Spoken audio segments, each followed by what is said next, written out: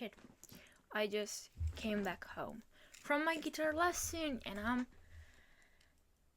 oh my god, I'm not okay. I promise.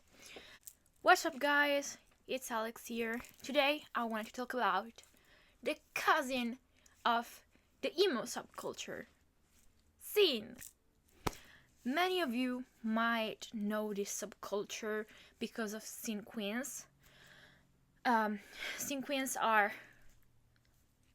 girls who dress in a very scene way, and I'm gonna explain later how scene fashion is composed. But basically, these girls are very, they stand out. Okay, let's say it like that.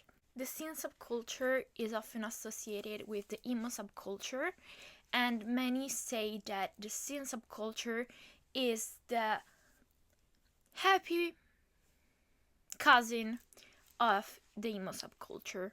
And I mean, that's kind of right, because this subculture originally originated from the emo subculture. So they are very strictly related. Scene fashion is similar to emo fashion, but it has more color to it. In fact, we can see scene people wearing skinny jeans, just like emo people. But they wear a lot of colors, in particular, like very bright colors. They wear sunglasses, colored sunglasses, obviously. And they have the emo haircut, so basically bangs, long bangs, and straightened hair. But they have their hair very brightly dyed. Emos usually tend to dye their hair black, or at least not very vibrant colors. I know what you're thinking. My hair was dark blue. It's just fading to dye, and I don't have the willpower to redo it. But I'm emo. You can see a lot of scene people, scene kids, they are often called scene kids, wearing Invader Zim merch. Things like diamond shape necklaces and belts, a lot of belts, studded belts like the emo fashion, but they usually have colored studded belts like pink or green or whatever, while the emo subculture is gray and black.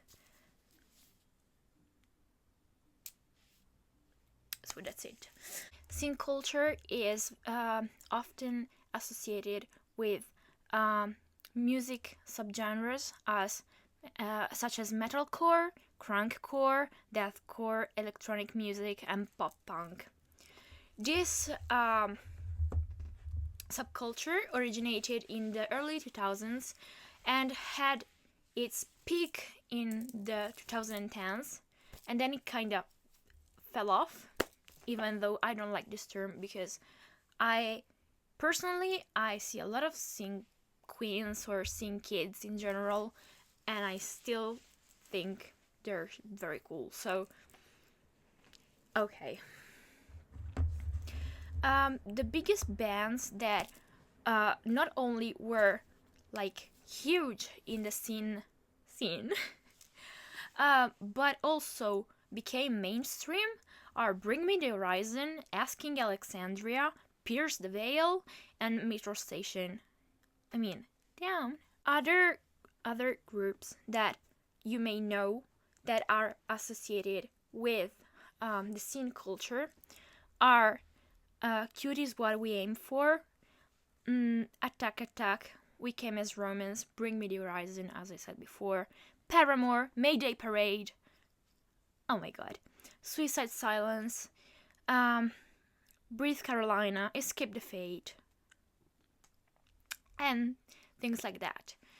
So a lot of these bands became popular in first place because because of the website MySpace, that was literally the emo scene alternative Instagram for the 2000s. So that's so cool. I'm so sad I couldn't experience it because, you know, I wasn't even born. No, I was very little.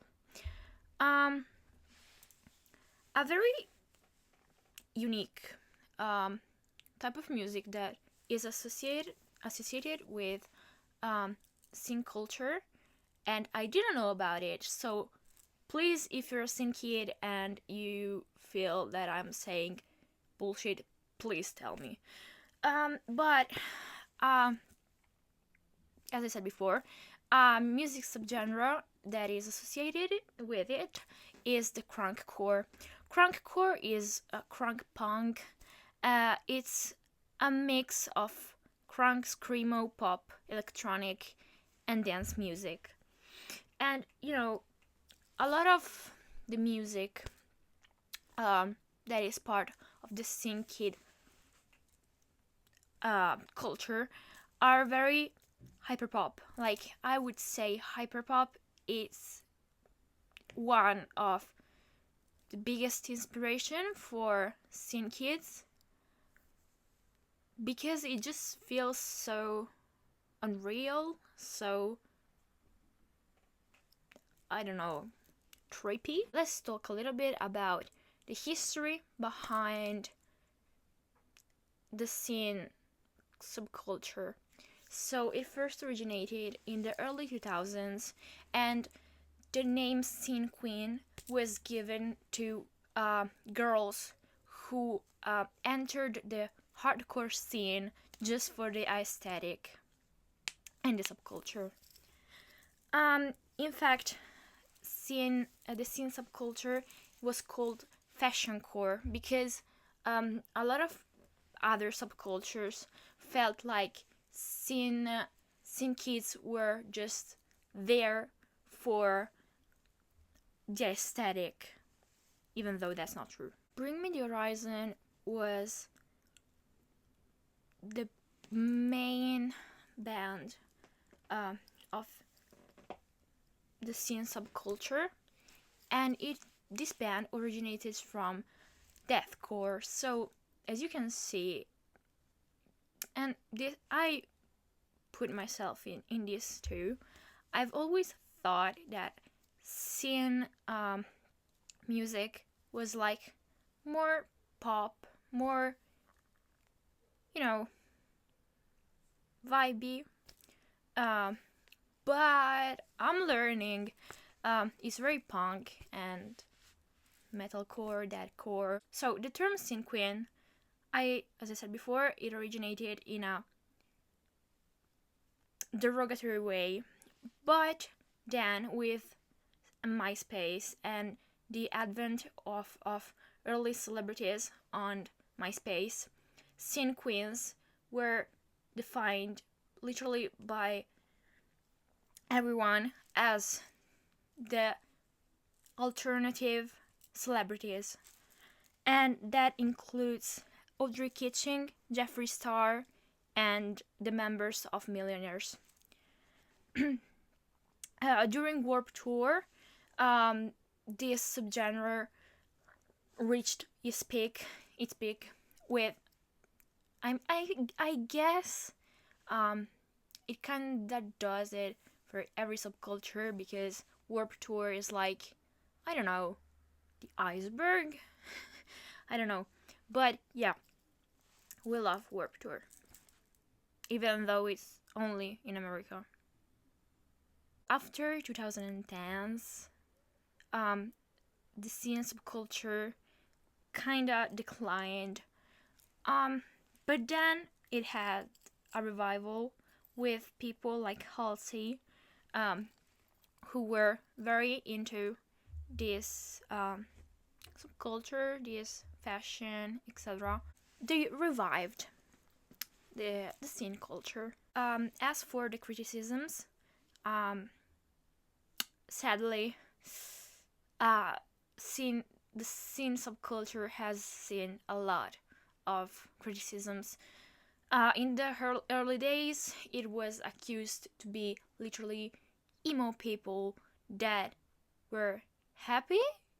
I mean, guys, I know the stereotype of a emo person is that, like, you have to be sad and whatever and depressed, and I mean, I can't be like the one who says it's not true, because, you know, hi. But not all emo people are depressed, I hope. And so they were criticized also by emo people because they were kind of stealing their scene. Personally, I really like scene kids. They're very fun to hang out with. I've honestly, when I scroll through TikTok or whatever, I find a lot more scene queens, so girls, than boys being seen. In fact, a common misconception is that boys are emo and girls are seen. But scene boys exist and emo exist and emo girls exist. But you know, even though if you watch online or whatever, in the emo couple, you'll always see scene traits on the girl. But I'm here to say that this is a misconception. Scene people are often described as more energetic, as more smiling, as more whatever, happiness, unicorns, whatever. No, not unicorns, but you know, mainly because they are really close to the emo subculture, and so they kind of pass for the happy ones, even though I know the subculture doesn't define your mental health, so this should be a common knowledge by now, but just saying. Anyway, guys, thank you so much for watching this video. I hope I got everything right, or at least most of it.